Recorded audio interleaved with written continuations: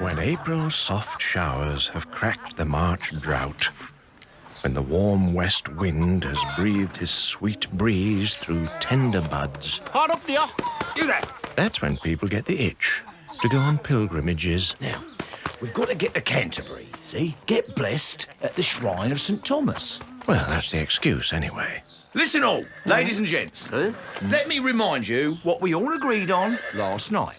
This is Harry Bailey, the innkeeper here. Not the type to hide his light. Right, now to speed the journey, each of you will tell 2 stories on the way to Canterbury and another 2 on the way back. And whoever tells the best, I'll be judge, wins a slap-up supper back here. His inn, we pay.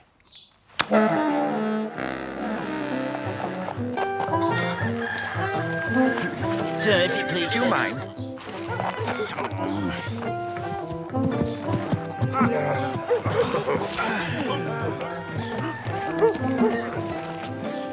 Now, all kick us off with a story. No, what about... Oh, my lady prioress. Oh, oui, monsieur. I wouldn't want to cause you a mere moment's distress. Would you condescend to start? C'est impossible. No, She no, really only likes to speak French, you know. Impossible. Like they do in Stratford. So much more refined. And her table manners. Bless your kicks and balls. Have I got a perfect story? They're bloody funny. What can I say? If any of you are too delicate, this is what people are like. Right, John Priest, tell us something to make us smile. It's all right. It's a sin not to keep a smile on your face. It must be hard when you're the only man in a priory full of nuns. Imagine this poor widow. She leads a simple life, doesn't own much, can't hardly pay rent. 3 cows, 3 sows, 2 daughters and a sheep called Moll. But at least she never took sick with overeating.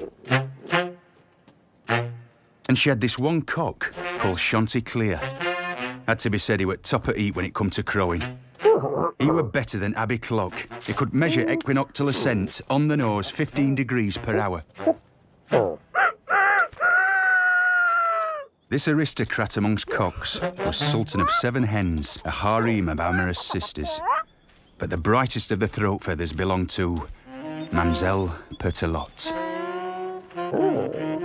She were polite, she were discreet, and she were downright gracious.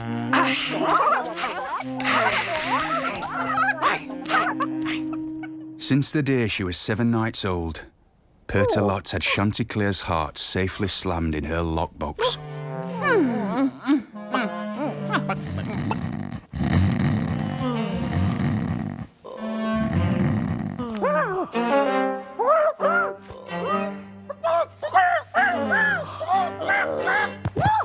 What's wrong now? I never thought. Mamselle, don't take on so. I was dreaming. There was this beast in our yard, like some hound dog with blood on his mind. Mine. He was sort of yellowy, redded yellow, but with black tail, black ears, short snout, and cold, glowing eyes. How can you even suggest you're scared of something? Dreams are nothing but nonsense. It's overeating, it's vapours coming up from the gut. Just listen to what Dionysius Cato has to say on the subject. Attach no import to dreams. Too much red in you, dreams of arrows, flames, biting beasts. Too much black, bears, bulls, demons. But I won't dwell on this. What you need is a laxative. 2 days of worms will stop this dreaming nonsense. Cato, yes, Cato. He commands a certain respect, but many, many greater authorities posit quite a contrary stance. Daniel, did he think dreams were illusions? Joseph, the Pharaoh, his butler? Andromache, Croesus, St. Kenelm, Scipio Africanus. Suffice to say, this dream of mine spells adversity. No laxatives. All I need's your soft feathers nuzzling beside me. Even if the perch is too narrow for anything else. There's corn in the yard. You were a lion, a royal prince striding his hall. But worldly joys, they're soonest gone.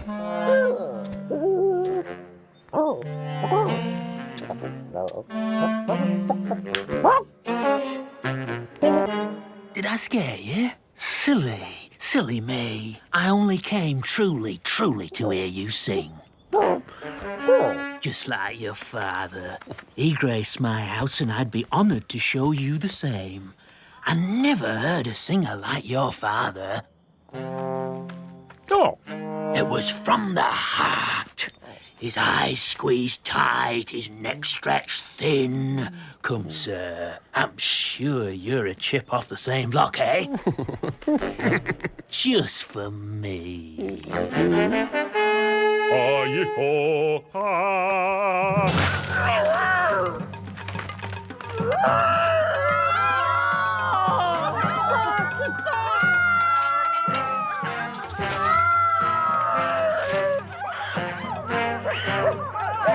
It were worse than when the Greeks sacked Troy.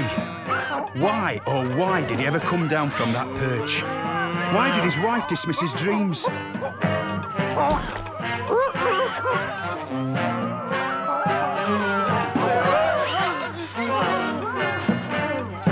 Sir, forgive me, but if I were you, as God's my witness, I'd shout out, Black Plague on you all! I'm at the woods tonight, this cock'll be over! Damn good I did. Now, inasmuch as... Don't! We've both been cretins.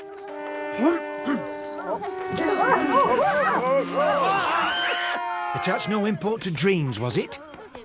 Dionysius Cato, Laxatives? There's something to learn in everything.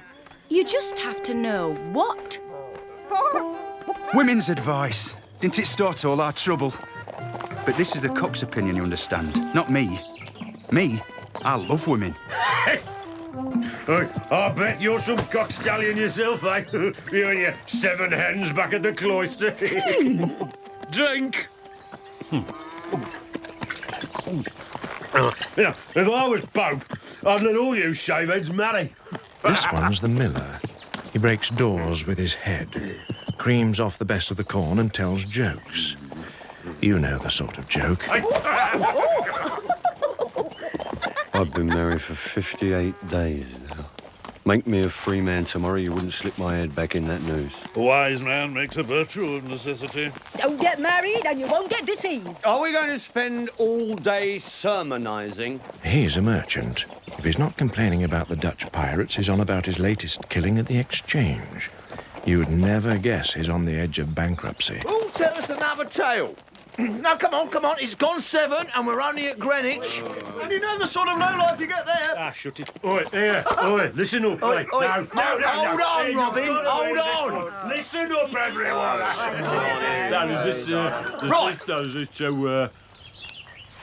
I'm drunk. Everyone take a straw. Shortest tells the next tale. I don't think I can remember a decent story. That man, what's he called? I read all his books. He already tell every story. Chaucer. He leave no stories for us to tell. Chaucer, he's got no sense of rhythm. Sir Knight, Lord, draw, if you will. Yeah. Oh, well. Oh, God's name.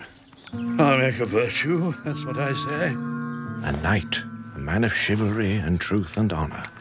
He besieged Alexandria, recaptured Algeciras. No Christian man has done as much. Some men die in bed, some deep at sea, some on the battlegrounds. But there's nothing to be done. We all go. The gods are cruel, and what's men to them? anything more than a sheep cowering in the fold.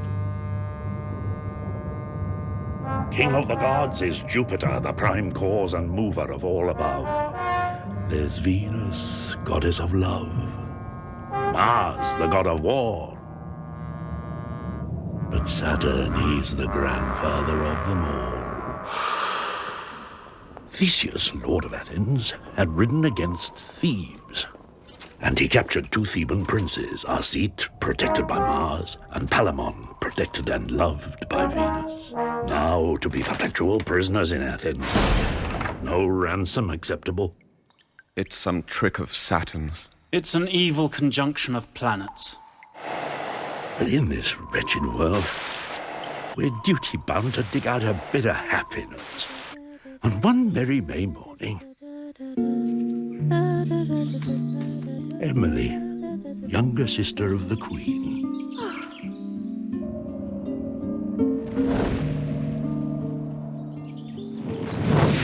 Oh, cousin, what's wrong?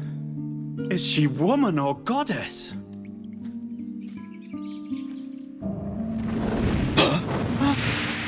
If I don't win her favor, I am dead. Is this a joke? Deadly earnest. I loved her first. You're bound as a knight to help me. I loved her first as a woman. What did you say? Is she human or divine? Anyway, love is the supreme law. It's each man for himself.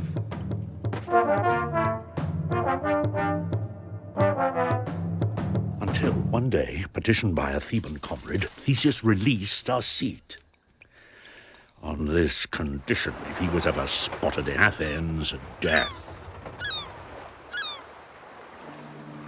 He was free, but denied the one thing he wanted, the sight of Emily.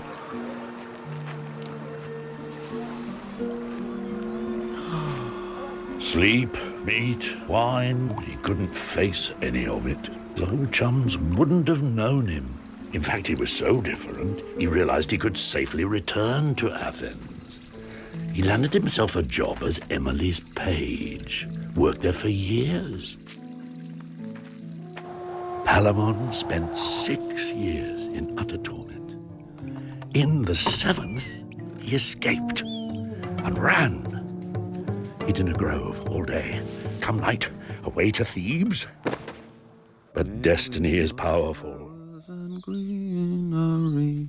Come welcome fair. Die, or admit you do not love Emily.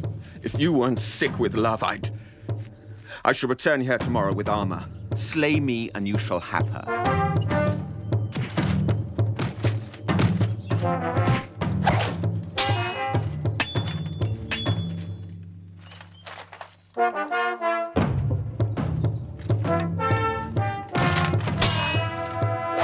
Who are you that dare to fight here?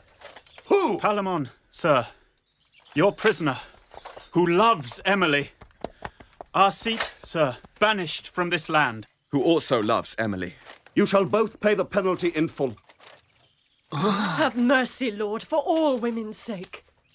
There's no fool like a fool in love. But Emily, she can't marry both of you, even if you fought forever. So this is my judgment. Each of you shall go now, and a year to the day return with 100 knights armed for the tournament. The winner shall have Emily. I might build the arena right here.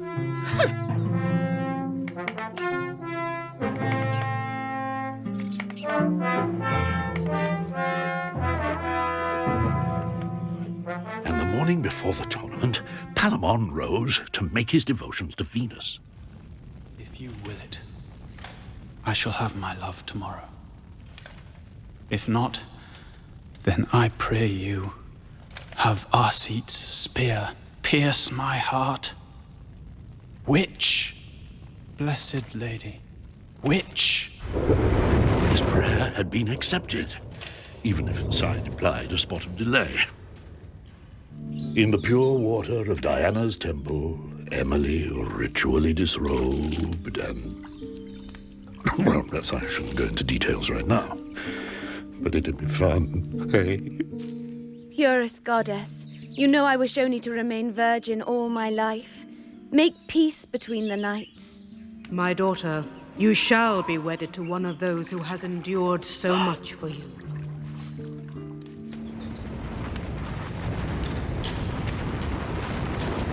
Great Mars, give me victory tomorrow.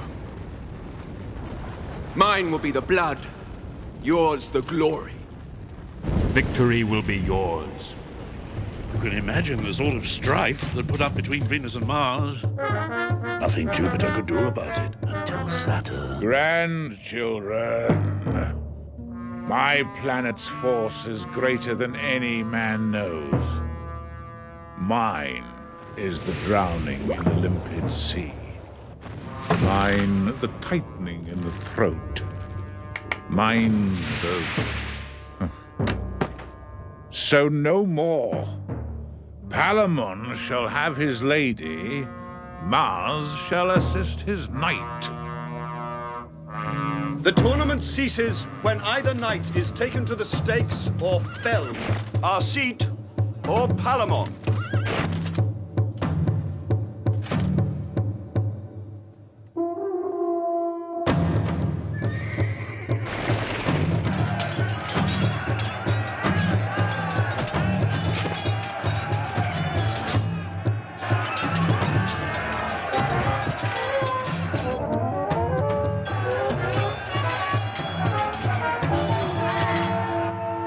Shamed. In front of you all. Oh, you soon have your way.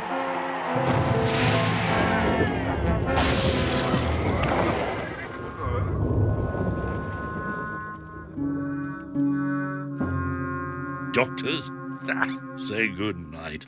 Take the man straight to the graveyard. One moment with his love.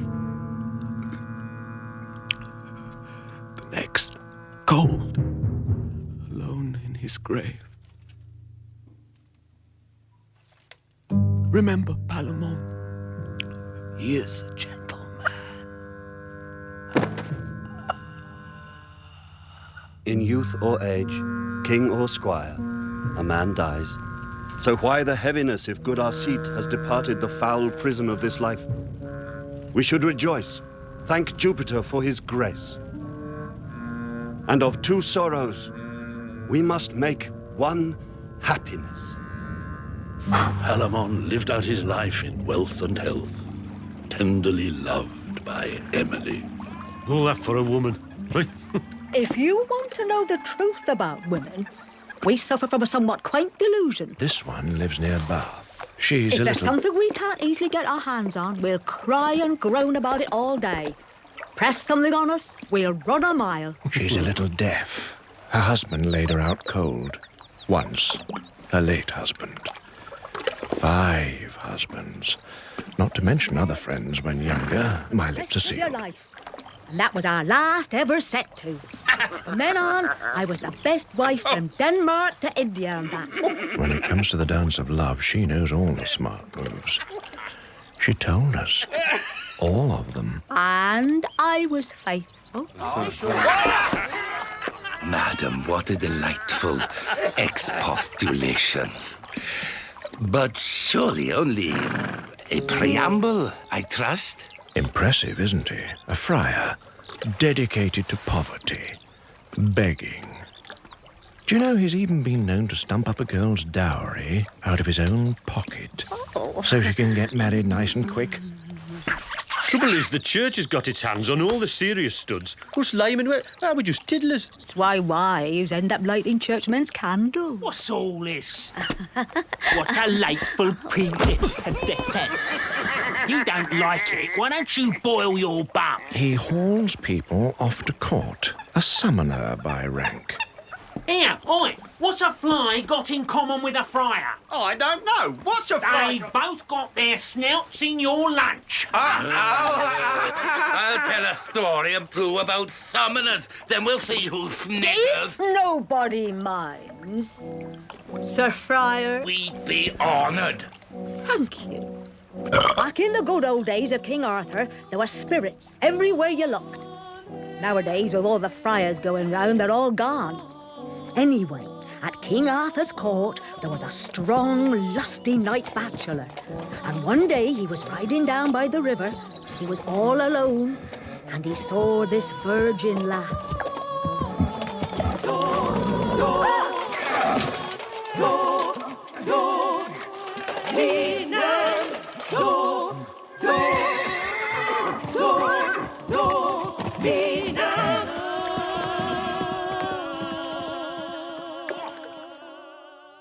Of course, there was an absolute outcry. Arthur gave him over to Guinevere. She should choose whether to save his blood or spill it. I'll spare you if you can tell us what do women most desire? Come on, knight, speak up. An answer to that will keep your neck bones safe from this hard iron.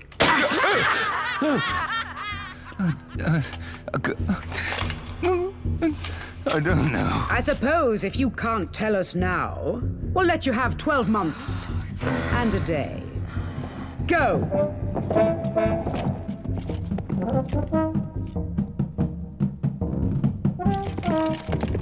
He went to every door and every town where he could hope to unearth the answer, but everyone had a different idea. Could you tell me, what does a woman most desire? Her place in society. My good man, what do women most desire? Money. Fancy clothes! Very good seeing to.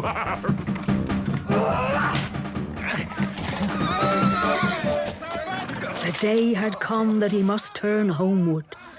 His spirit was broken, his hopes bitter ashes. His route took him to a forest, and there he saw 24 dancing ladies. Maybe they'll have the answer. Maybe.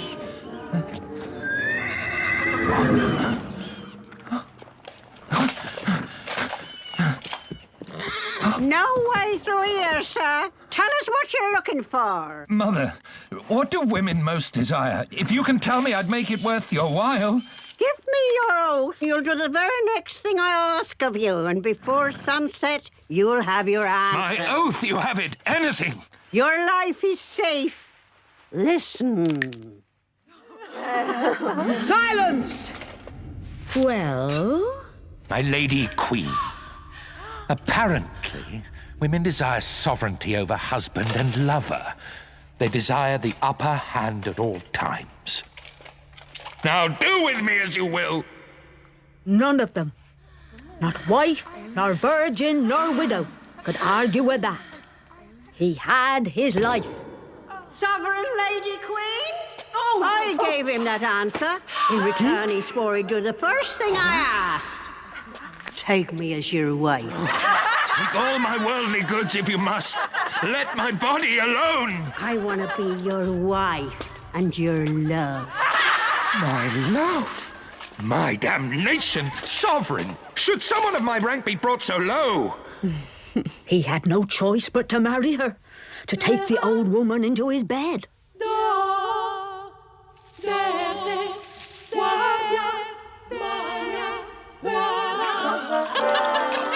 And as for all the rejoicing and all the arrangements for the wedding feast, there wasn't any. No joy, no feast. He became her husband in a private ceremony and spent the day hidden like an owl. Darling husband, are all Arthur's knights so hard to please?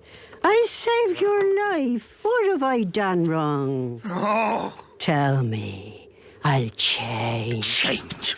Wonderful change. You're so hideous, so old, and so common. I could change all that if only you behaved a little more courteously to me. Are you surprised at me? Oh, you're talking nobility. Arrogance. The man who attempts the noblest deeds. He's the noblest You'll man. always be old, always ugly. Then you need never fear a rival.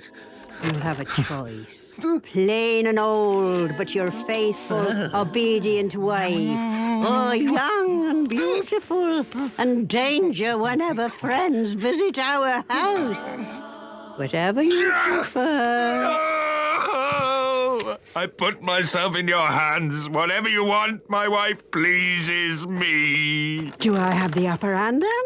Do I make all the choices? All decisions? That is best. Kiss me. No more arguments. I will be beautiful and true. Look at me. Kiss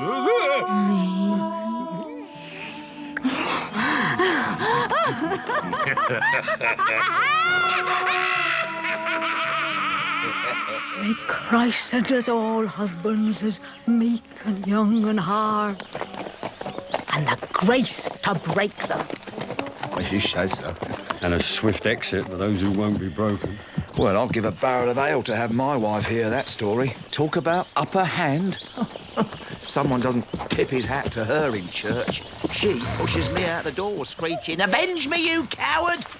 No, give me the knife. You cook lunch. Oh, someone wake him up. It's the cook. He knows his pale ale, his pastry and his poultry. As you should taste his blancmange. Are you drunk or were you working hard on a tart last night? I feel heavy. Oh, keep it shut or the devil will jam his hoof in there. Try jam and listen, you us. That's what I call plastered.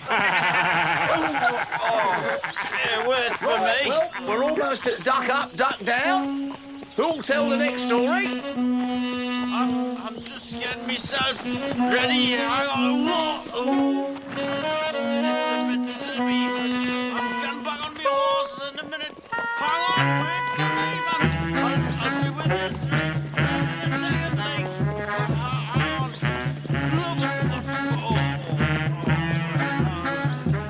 Hey, man.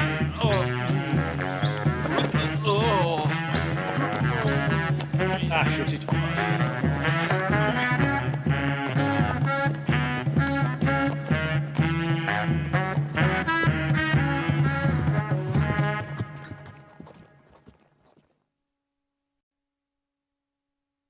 Now, to speed the journey, each of you will tell 2 stories on the way to Canterbury and another 2 on the way back. This is Harry Bailey, the innkeeper here. All kick us off with a story. No, what about... Everyone take a straw. Shortest tells the next tale. I was the best wife from Denmark to India and back. Sir Knight, draw, if you will. Yeah. Oh, well, if I was Pope, I'd let all you shaveheads marry. You don't like it, why don't you boil your bum? We've got to get to Canterbury. Who'll tell the next story?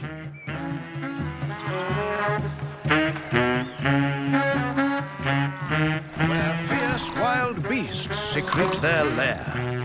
Yea, both squirrel and buck, and as he spurred to north and east, I tell you, Sir Topaz, ill luck. Sir Topaz felt a love-longing, and when he heard the throstles sing, he spurred hard, as he should. No more, please, no more. You're giving me brain ache. You haven't interrupted anyone else. That sort of poem isn't worth a turd. It's the only poem I know. Oh, come on, cheer up. You and me, we're the same animal. You know? Perfect shape for a little totty to get her arms round. Come on.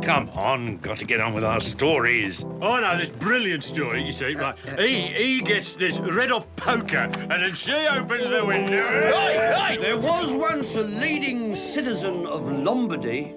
The merchant. He's been in hell for 2 months since he got married. This fellow was prosperous, 60 and wifeless. Not that he abstained when he fancied a quick taster. And then, out of the blue, January, that's his name, decides he has to be married. I don't know if he got religion or was playing Gaga. Day and night, everywhere he goes, he watches out for a bride. Wedlock. It's so easy. It's so clean. She never stops, even if he's bedridden for the term of his natural. Not a day over 20. You can train a young one up like wax, warm in your hand. It takes a truly outstanding citizen to take on such a young wife at your age. I'm only grey on top. I'm a spring fresh tree in blossom. White on top, sappy below. You have to ask yourself, is she a nagger?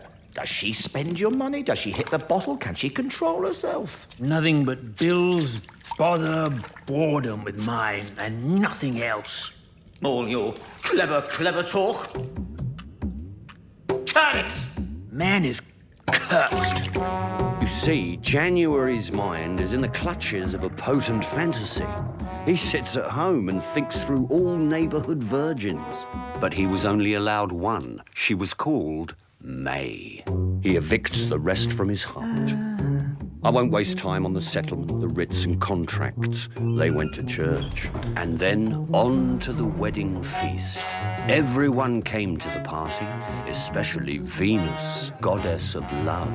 Everyone's happy for the couple, except one, Damien, one of January's young squires. A viper in the master's nest, a treacherous blaze in the bedstraw. Why doesn't everyone just go? A man can't hurt himself with his own knife.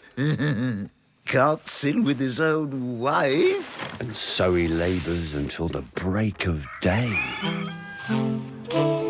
Somebody's a-coming in loud, now sing cuckoo, sing cuckoo. And Damien, dying of desire, can only write his grief into a letter for her. Too ill to serve his master. Have mercy. She finds somewhere private and memorizes every word.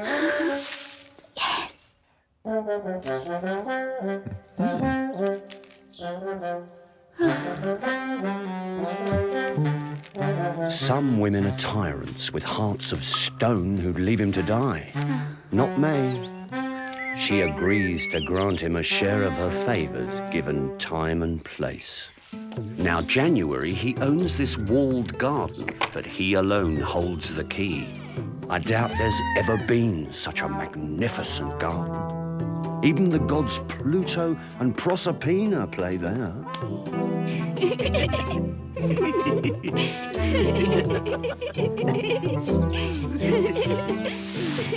But Lady Luck, you're a slippery scorpion. You lead him on only to... I'm blind. I'm blind.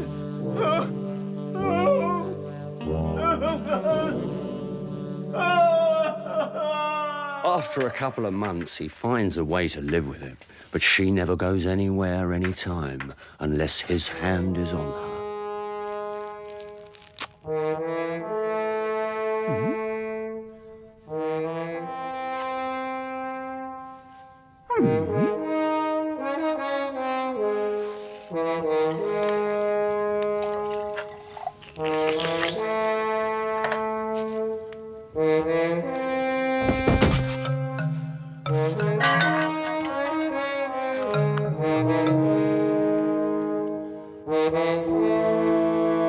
They think their hearts will burst. But January, he could see as far as a ship on the horizon and still not see enough. Blind or deceived, they're all the same. Once May gets hold of that key, Damien, he knows what to do. Shh.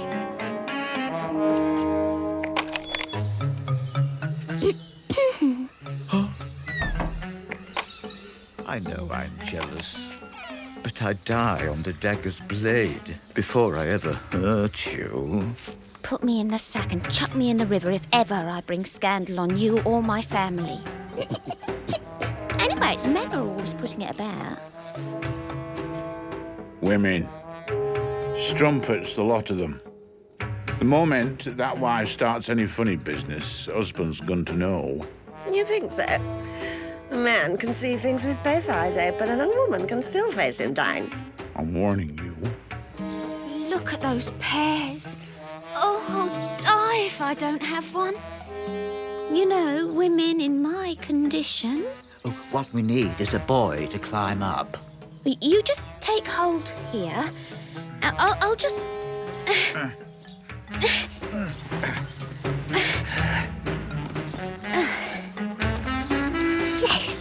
Ladies, I'm sorry, what can I say? I'm a basic sort of bloke. They, you know, he...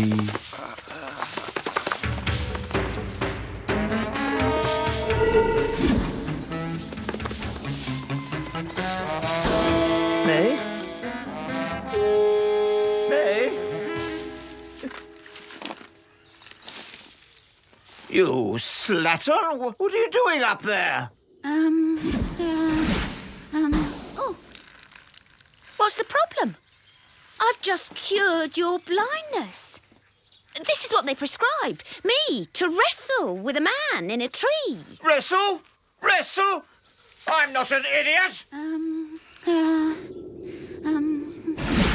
And this is the thanks I get for restoring your sight. Think! When you wake up in the morning, you only get outlines of things. It's all hazy, isn't it? It'll take a day or two. Careful. Men are always saying they've seen things, and it's nonsense. Silly old men. Is January happier now? At least he's got a son and heir. Someone's son, his heir. If you ask me, a man ought to think twice before he invites someone to share his hearth and home. Us old men, it's no good. We're not ripe till we're rotten. We're over the hill, but still looking for adventure. Who's ever seen something with grey hair and a fresh green middle? Excuse me? Now, look, here, a man shouldn't inquire into his woman's secrets. As long as he gets his plenty, he shouldn't worry about the leftovers. My husband's get it at breakfast time, again at supper time. Just as long as they return the favour. Oh, where are you going? Said Nella to Harry. Well, we may not tell you, said Knight to his squire. We're off to the woods, said John the Red-Nosed. We're off to the woods, said John.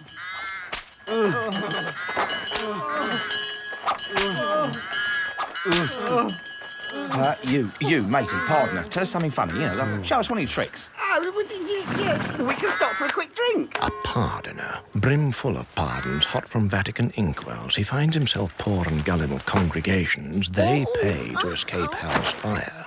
He keeps the money.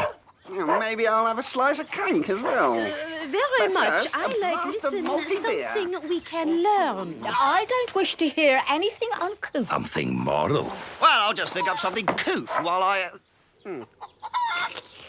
Please? I fear this may well be something unpleasant. Whenever I preach, I always draw on the same text. The root of all evil is greed. I display my relics. Oh, that's what they take them for. The shoulder bone from one of Jacob's own sheep. The Jacob. It cures liver fluke in sheep, jealousy in humans. Use it in his soup and he'll never doubt his wife again.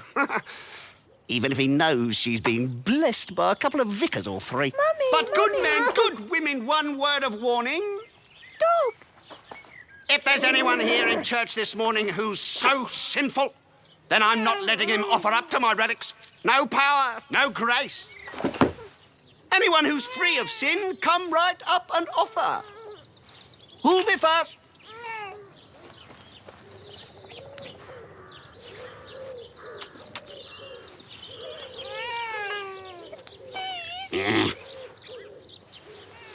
This little number's worth 100 smackers a year. Quiet, please. I'm about to begin. Please! Flanders, years ago. You know the sort of low-life type. Betting, brothels, beer. God's body. Bless God's body. And you should have heard their language.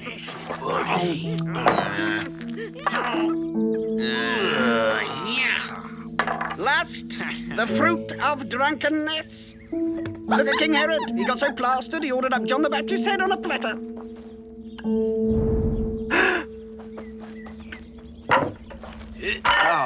All because of lust. Adam was cast out of paradise into...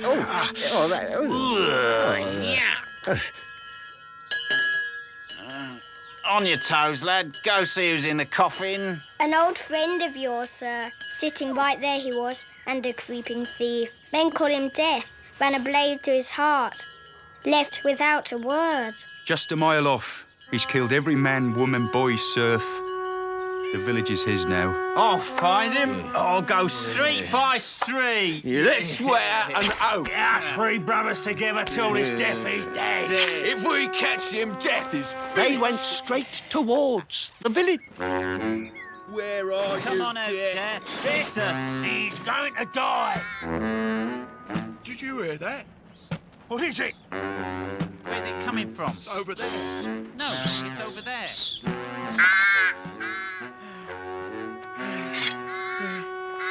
Let me in, Mother. Who's this, say? Some old slag. Let me in. Mother, when will my bones be at rest? What's this, then? All nicely wrapped up, are we then? God keep you. What are you hanging round so long for? Death refuses to take my life. I walk the earth, knock at my mother's gate, but she denies me the grace. God be Not with you so now. fast. You must be Death's lookout. Where is he? I left him over there, under a tree. Come on, then. He'll be waiting. We'll have him now. Follow me.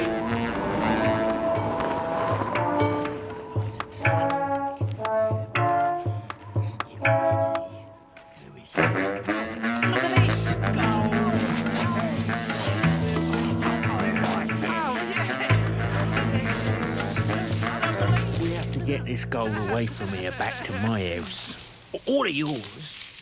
But we're going to have to shift it careful, clever like. Longest runs to town and nice and quiet brings us bread and wine. Two of us guard the stash. Once it's dark, we get it out of here.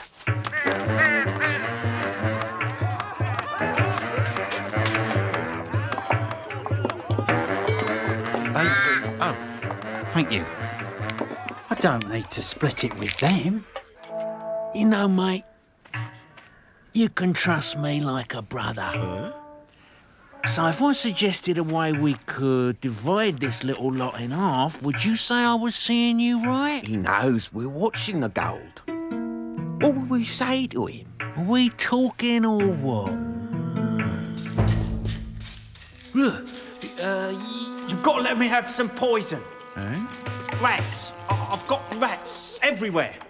And a polecat eating my capons. Ducks.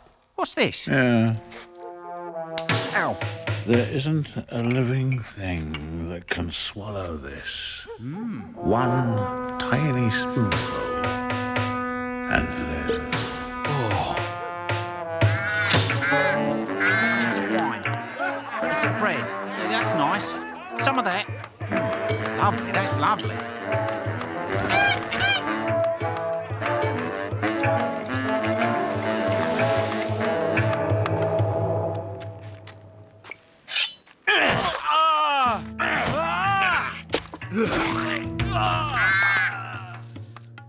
Most kind. Bury him later.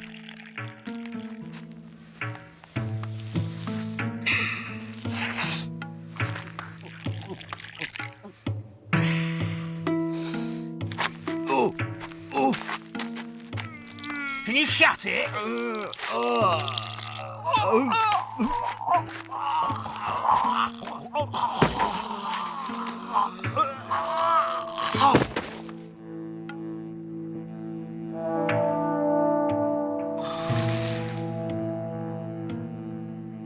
Sin, murder, blasphemy, wickedness, gluttony, lechery, gambling, greed. But dearly, dearly beloved, God forgives you your trespasses. For just gold or silver coinage, I also accept brooches, spoons, rings. You need only bow your head under this holy ball. Yes, yes, I'll take woolen goods. I just write your name here on my roll of honour, and your place is booked in the bliss of heaven. Here, why don't you start, mine host? Not expensive. I'd rather kiss your bum.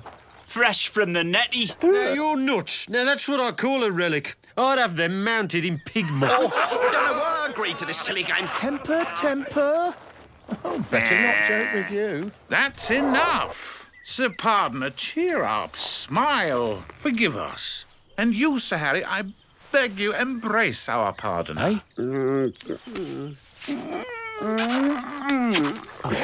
All things considered, I must say I've heard enough gloomy tales. A squire, the knight's son.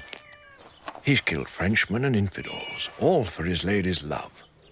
He can joust and dance and versify, and most nights love keeps him up with the nightingales. We don't want to hear about happy people, established people coming to grief. What about when a man starts off in the fields and makes something of himself? Well said, sir. Spoken like a true gentleman. I have a son. He wastes himself playing dice, sniggering in a corner with a serving lad. And this is a Franklin, a man for whom gratification of the senses is the highest mode of existence. In his house it blizzards meat and drink. He's also sheriff, justice of sessions, and knight of the Shire. You in the purple hat! You're not going to get away without telling your tale. I don't intend to break my Ladies and vow. gents, we're only waiting for one more story. I'm an uneducated sort of chap, lords and ladies, so excuse my simple sort of lingo. No. In Brittany, there was once a knight who loved a lady. Arviragus undertook many a labour in her name.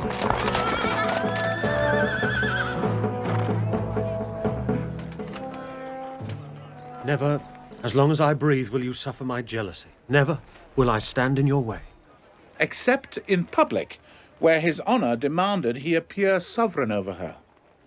You grant me such freedom. I swear to God I will never cause any rift between us. This much I know, ladies and gentlemen. Love cannot be fenced in by tyranny. Start laying down laws, madam, and love, he beats his wings and he is gone goodbye. Arviragus took Dorigen back to his castle. They lived in bliss until he took a ship to England and the field of combat. Dorigen wept for him, lost sleep, wept again. Her friends tried to comfort her. You murder yourself without cause. I pray to you, dear God, preserve the life of my lord. For his sake, sink those rocks to hell. His ship will be wrecked. He will be killed. Look at them. They offer no home to man, to bird, or beast. Nothing but destruction. Her friends saw there was no joy for her near the sea. They took her inland to a garden, a very paradise. Aurelius, a squire, had loved her for years, but never dared tell until... Madam, take pity. A word from you kills or fulfills. I know my love is in vain. Never did I realize how you felt. By God who gave me soul and breath, I will never be your lover. Aurelius, the day you remove stone by stone all the rocks of Brittany, that's the day I will be untrue. Is there no other way? What pleasure does a man take in life if he makes love to another man's wife? A 5-fathom flood to cover the tallest rocks of Brittany. His brother found him and forced him to rest and choose whether he lived or died. Arviragus was home. It never so much as crossed his mind to ask if any man had spoken of love to his wife. Brother, there are ways, sciences, that men use to conjure strange visions. If we can find one, someone who understands the magic of the planets, he could create an illusion, make the rocks disappear. Dorigen will be honor bound to keep her word.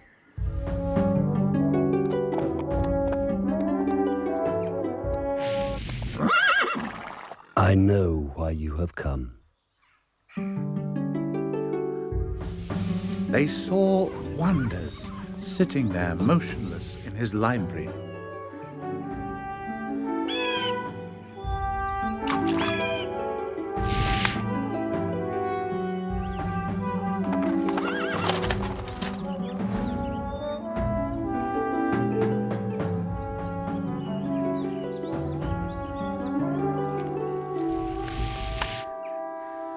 your recompense. We should discuss it. Removal of all the rocks of Brittany from the Gironde to the Seine? At least £1,000. 1,000? I'd pay you the whole round world. Consider it agreed. You will have to sell your inheritance. We must leave tomorrow. He worked night and day to find the most propitious moment. He calculated, and once he'd pinpointed the first mansion of the moon, he charted the rest by proportion.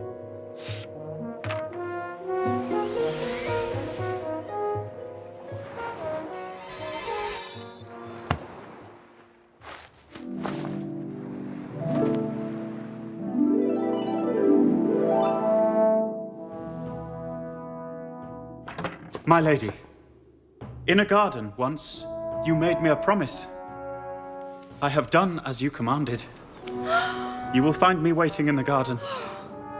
It is now for you to decide whether I live or die. It is against all the force of nature. I would rather lose my life than surrender my body to shame.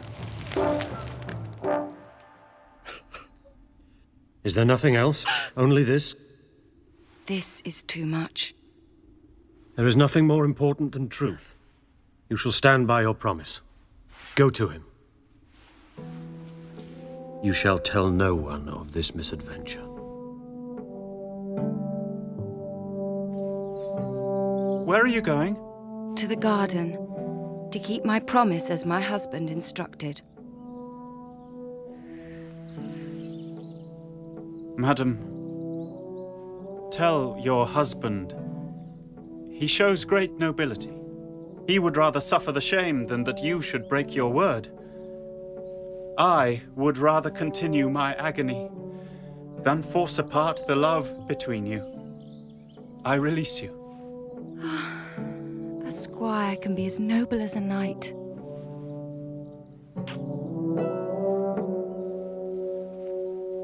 So, Arviragus and Dorigen lived out their lives in utter bliss. But... Master, I have never yet failed to pay a debt, but I beg of you 2 or 3 years' respite. Did I not keep my covenant with you? Certainly, truly, in full. Have you not possessed the lady? No! No. Aurelius told him. Each of you has behaved as nobly as the other, but a scholar can behave as well as either of you. Sir, I release you. I have been paid. And I ask you, lords and ladies, who was the finest gentleman? Which do you think? Hey?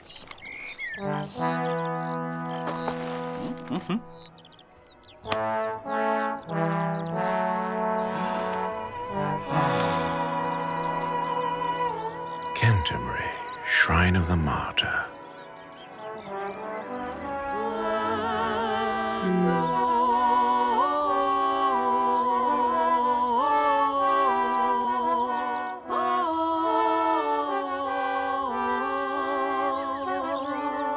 But whatever you do, don't take me too literally.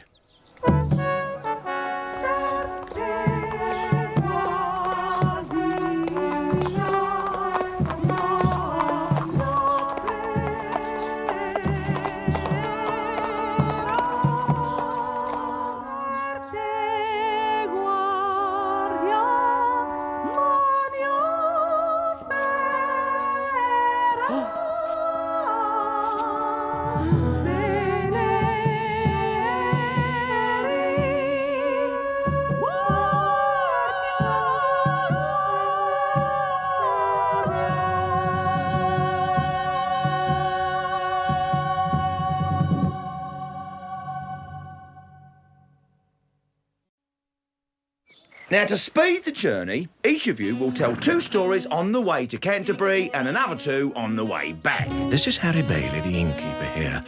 All kick us off with a story. No. I was the best wife from Denmark to India and back. Sir Knight, draw, if you will. If I was Pope, I'd let all you shaveheads marry. You don't like it. Why don't you boil your bum? Who'll tell the next story?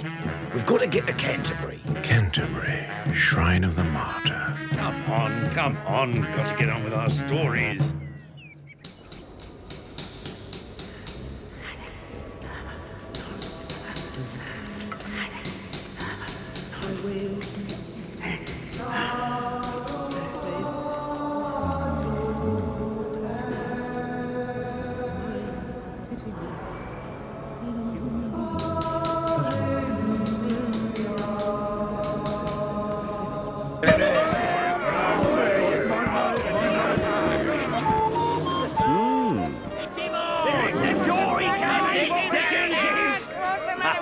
This one hasn't lost a fight in years.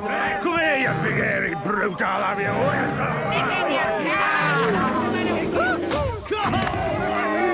God bless our sanctity Thomas!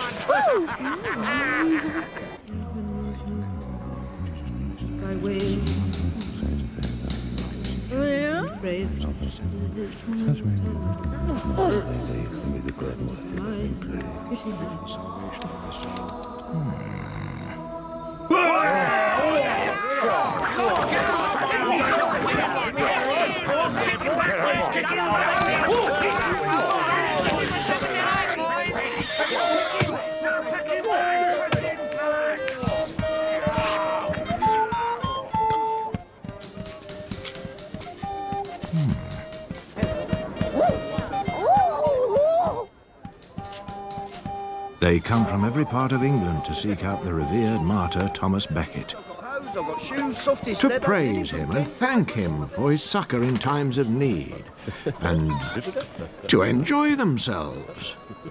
Ah, you blundering, good, kind sir. A squire, courteous, unassuming, always at your service. It's the sea captain. He's in agony with his molars. Bleeding bits. So you married men used manly muscles to make wives meek and have them humbly homage their husbands. That would be news to announce, you nerdy knower. Why do you men always let this lead you along, eh? Then you go and lock away the keys to the money box. While you lock yours away, I'll lock mine away. He's a master carpenter and steward of a big estate.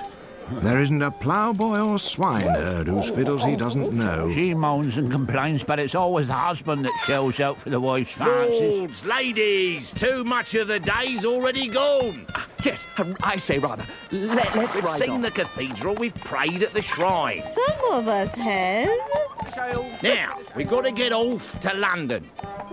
Oh, no, thanks. Time never comes back again. Nor will your virgin blush neither. Come on, son.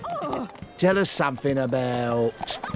Right, well, you'll simply have to forgive me if it's not the best tale you've possibly ever heard. He ruled all Mongolia. He was brave and wise beyond equal. His name was Cambus Khan. He had 2 sons, the fighting arms of the empire.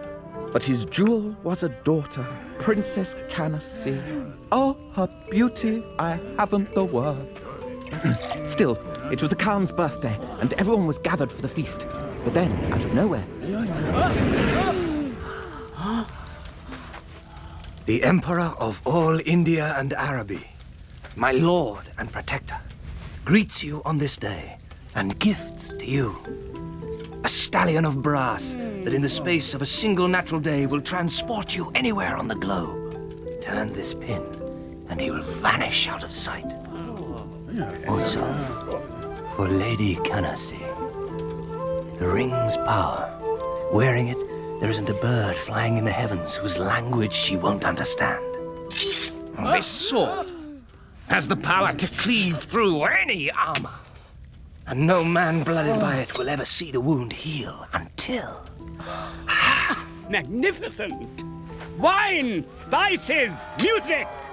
The revelry continued all night, well beyond my humble vocab. And this strange crimson night, he was chosen to dance with Princess Canassi. But she bade him adieu long before the night's end, as sensible women tend to.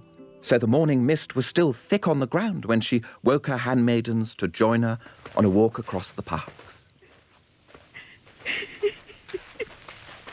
A woman's crying resounded through the trees. But where was she?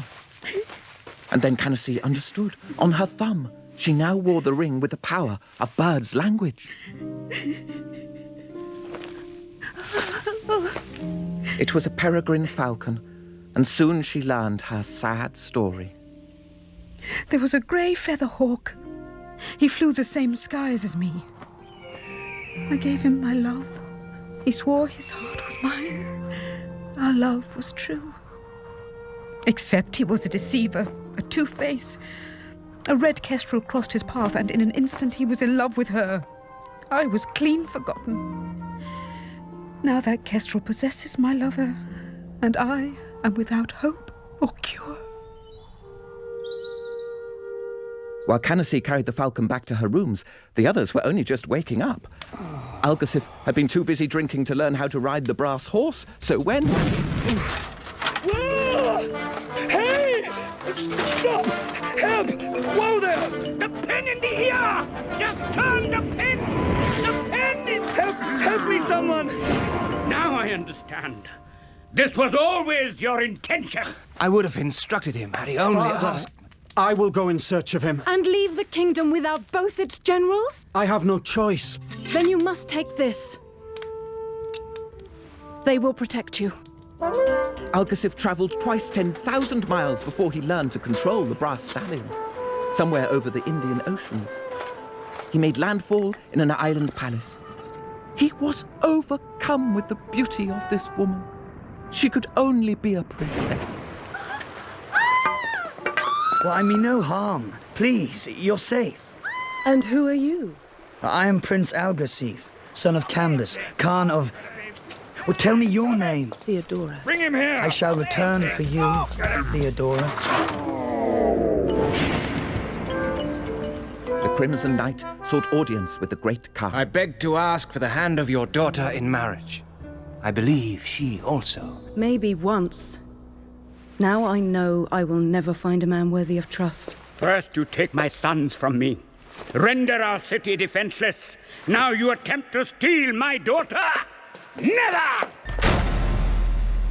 She loved him, but the falcon's story had hardened her heart against all men. Prince Camberlow spent many months searching for his brother across all the lands of the East. A prince called And still there was no word. My brother. No trace of him. The son of Cambus. And then a mysterious horsewoman crossed his path, and in an instant he was in love with her. He forgot the quest for his brother, the barbarian threat massing to attack his city. Father, we have no choice. I will fight them all! I can save the city. Crown me king, and I can call on all the armies of India and Araby. Take the invincible sword. Take my kingdom. Any man who attacks this city, my city, risks the anger of all Arabia. In a city crawling with spies, the Crimson Knight could not even tell Canacee the truth. He was only posing as its new ruler to force the enemy into retreat. How can I prove to you that my love is real? Do not hope.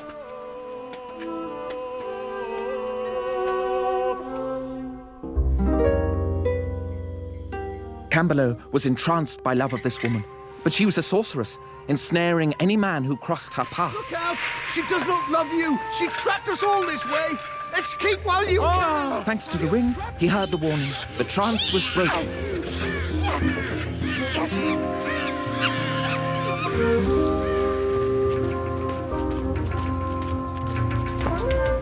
Theodora's father had wasted no time arranging for her to marry the king of China.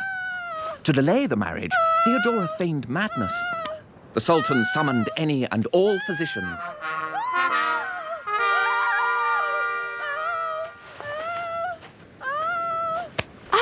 Quiet yourself. Quiet. But you have calmed her. Keep well back. The cure is incomplete. Of course. Gods! Now! Come to me now! Come!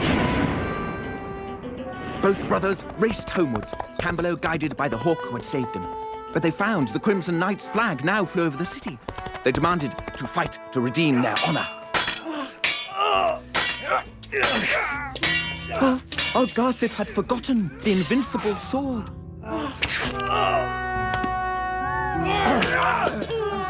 The brothers were near death until...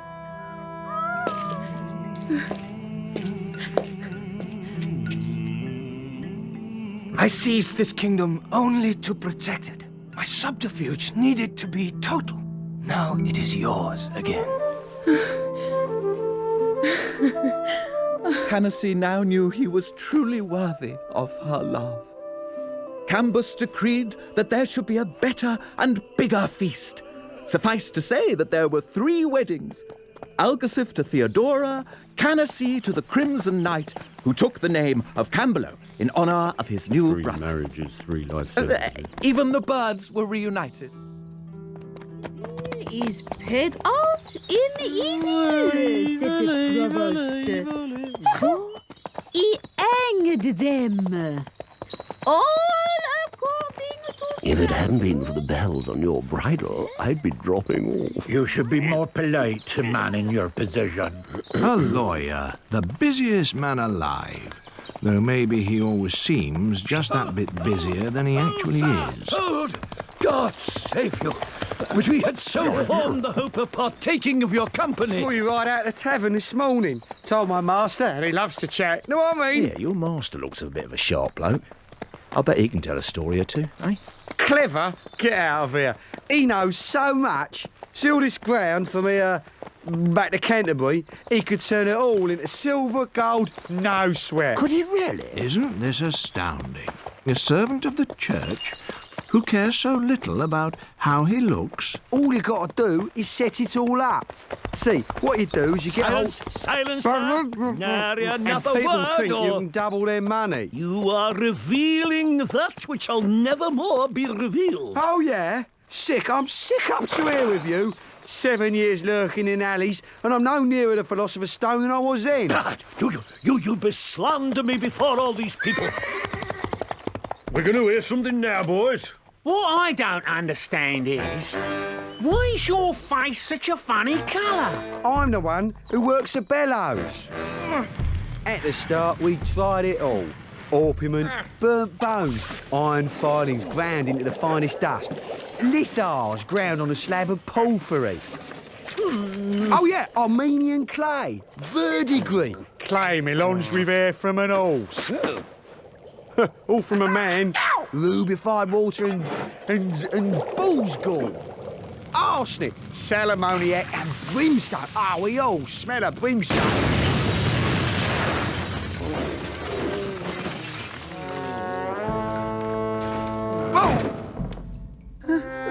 Everyone's got his say-so. The fire, it was too long and thin. It was the blowing. We perpetrated a calculatory error. But we had to go on with our experiments. You know what I mean? So, there was this priest, a scholar, sang masses for the dead. Who else is my boss going to hit on? You've always been so kind to me. So kind. I must return the service. I could always, if you wanted, show you the secrets of my alchemy. Would you? This priest, he has no idea who he's dealing with. We must send out for quicksilver. Righto.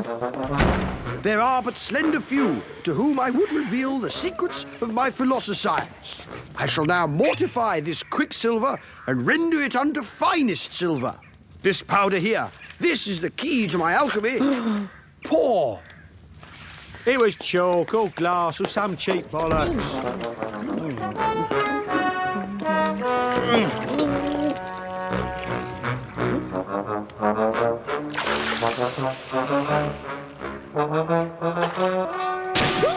My alchemy has transmuted ordinary metal into silver. God, he's great. Incredible. This is bleeding genius. Genius. I want that powder. I know a swindle. The silver rod was up his sleeve. The mould was carved exactly to shape. Teach me the secret.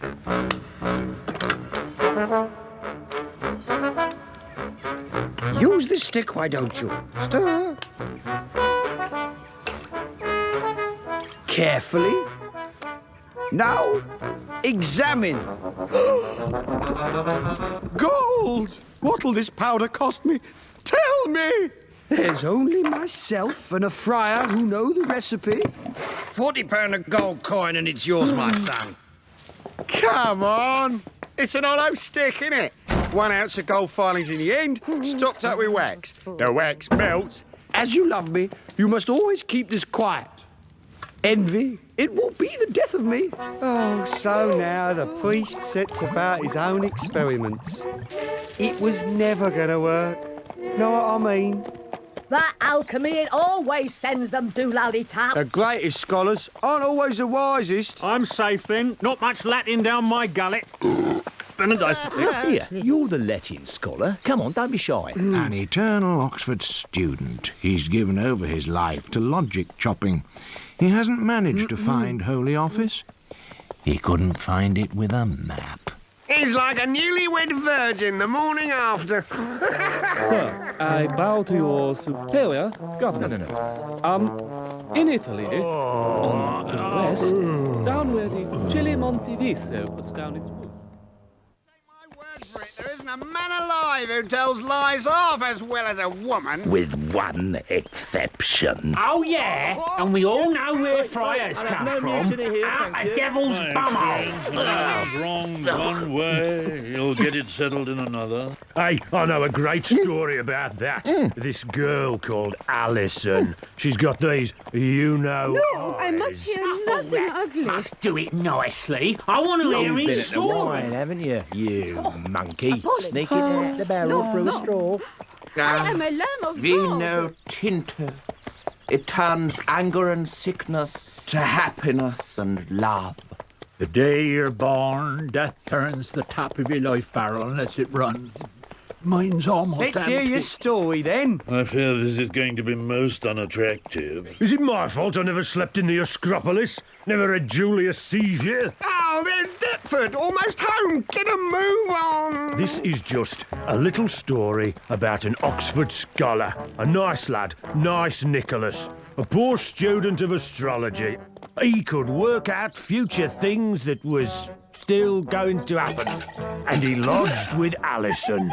Oh, she's as slim as a weasel. And that mouth. Those lips. But she's a restless one, trapped in a marriage to a rich old carpenter. She's lively and lusty, and he's too old for her. I see, I get it. He's only doing this because I'm a carpenter. He's after me. Steady on, I don't mean she's like your wife. I could even things up if I wanted to talk filth. Tell everyone about a miller's wife getting Told you it'd be scandalous. Right then, Master Carpenter, you tell us yours. At Trumpington, not far from Cambridge, there was a miller, Stuck-up Simpkin. He was a thief, skimming off the best of your corn and proud of it. His wife was just as bad. Now, there's a great college at Cambridge, Solihull, and Simpkin ground their wheat and stole plenty of it. So 2 young scholars, they bet he couldn't steal nothing, not with them watching every move. We've come to grind, Seymour. What'll you do while I'm at it? I've never seen a hopper waggle like yours. Then I'll be by the trough. Watch it spurt. But Stuck-up Simpkin, he knew their game, and he knew them great scholars aren't all that clever. The more the students wanted to catch him, the more he wanted to cheat them. He waited for his chance, then he snuck out. Off to the fen. Get yourself a wild mare. Simpkin the miller didn't say a word. Him and the wife just joked and chatted till all the college corn was ground and bagged down and stuffed. They all laughed. They had a daughter too, but Simpkin was saving her for someone special, not stupid students. Knob in hell! The knobbing horse is gone. Where? Where'd he go? The fen, where the mild mares roam. Why didn't you put him in the barn? Alan, you're a clumping moron. Be be a fine miller if I couldn't put one over on book learners. Oh, very amusing, I must say. Very droll. You can see a splinter in my eye and not a plank in his own. Oh, now we've got a carpenter turned into a preacher. Thank you, Satan. Thank you very much. It's a sin to slander a man's wife. Slander my Alison? Well, she's always in church, going down on her knees. That's where she meets jolly Absalom, the parish clerk. He's a young, dancing thing. He plays the fiddle, sings up high, and knows just how to do his hair. But it's the parish wives he's after. He's quite gone for the carpenter's wife. Have mercy, mercy He me. woos her with poems and honey and mead. And oven-hot cakes. Where does all his wooing get him? Yeah, bye. Far away, Ray doesn't stand a chance against your nearby guy. Have me put to sweet, or I will perish. I will never kiss thee. I'll cry out, mercy, monsieur. Here, where are your hands? My husband's so jealous. I'd be some student if I couldn't put one over on a chippy.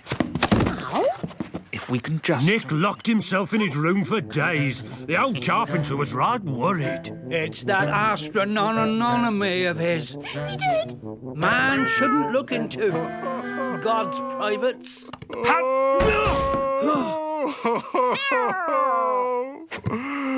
Must it all end so soon? What's that? I've been observing the moon. Look at this. Monday night coming, a hard rain's going to fall, twice the size of Noah's flood. Quack, quack, the whole world will be gone. My little Alison wifey too. Follow my instructions and I'll save us. Oh, yeah, anything you say. Here's what we'll do. We need 3 big troughs. Why do you want to slander an honest carpenter for trusting his wife? So I'm drunk. Hang me! The miller's a thug. You know this as well as I do. And so's this master carpenter. Don't blame me. Here with your If you don't want to hear it, don't start storytelling competitions. Thank you. Right. Where were we? They finally caught the horse, dragged it back wet and muddy. Paid Simpkin their last crown to roast a goose and make up a bed for them in his room. Then they settled down to sleep. They'd all had more than enough to drink. Well, corn's been stolen. Our mates will call us idiots. John, man, there's a law that says if a man's done down one way, he'll get it back in another. Stop. Oh, this man, it is More It is all they think about. Nothing but... And I'm supposed to show good breeding. Nick told the carpenter he needed to hang 3 troughs up in the attic. When the rains came, they could hack their way out and float off. But what with building the troughs and working flat out all day, the old man falls straight to sleep. Yes. First snore and the lovers are down the stairs, no questions asked. Now, Absalom hasn't seen the carpenter all day. Reckons the coast is well clear. Alison, my honey sweet cinnamon, awake my love with your little lambkins. Bah! Will you? Get lost! True love always suffers. Just one kiss. Then will you sod off? For sure, my loveliness. You never know. After this, there may be more. Now shut your eyes. Here comes your kiss. Women don't have beards.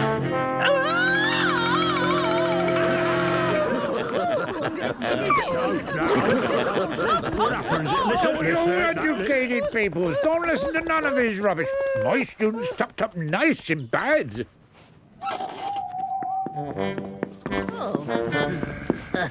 When Alan tells everyone, they'll say I'm a Nancy. He's up and moving the cradle from the end of Simpkin's bed to the end of his. So when Simpkin's wife comes back in... Baby?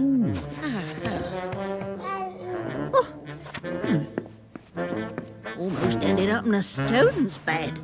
She and Alex, so good for years or for so long. I've had enough. You see, Absalom, he's right muffed. He wants revenge. Right. Blacksmith. He goes straight over to the blacksmith's forge. Oh, no, you don't. The other student and the miller's daughter had been at it all night. Forevermore, wherever I wend, I'll be thy faithful scholar. Before you went, just behind the back door, you'll find a cave out with your stolen corn. He tried to find his own bed again. He'd know Simpkin's bed by the baby's cradle at the end. He found it and slipped into the other one and started telling his friend, except he was talking to Simpkin. Ah, shut your trap. Like I said, Absalom borrowed a nice hot ploughshare from the smithy. Go ring. All I ask is one little kithikins and it's yours. Right. Nick reckoned it was his turn. Speak, birdie sweet, I cannot see you. Shut your eyes. That's disgusting. Mine's a good honest fight. Miller versus student.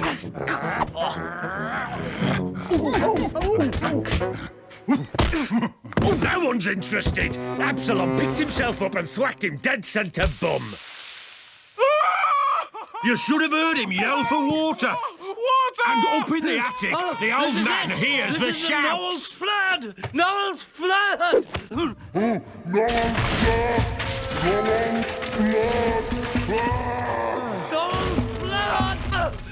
Ridiculous! The wife reckons she's in bed with the husband, so it must be the students fighting. She hits out as hard as she can. Come on, man. No, you don't. That carpenter's watch, he was completely plunged, you stupid old scarecrow. So was his wife. Oh, come on, come on. Hurry, let's get those gates shut. Oh, I've won the deal. You can't be I'm a working man. You can't be angry with me. I'm Dad.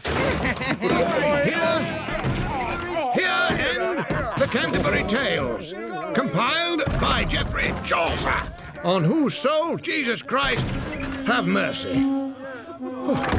Amen. Now, who won the dinner? Everyone like heart.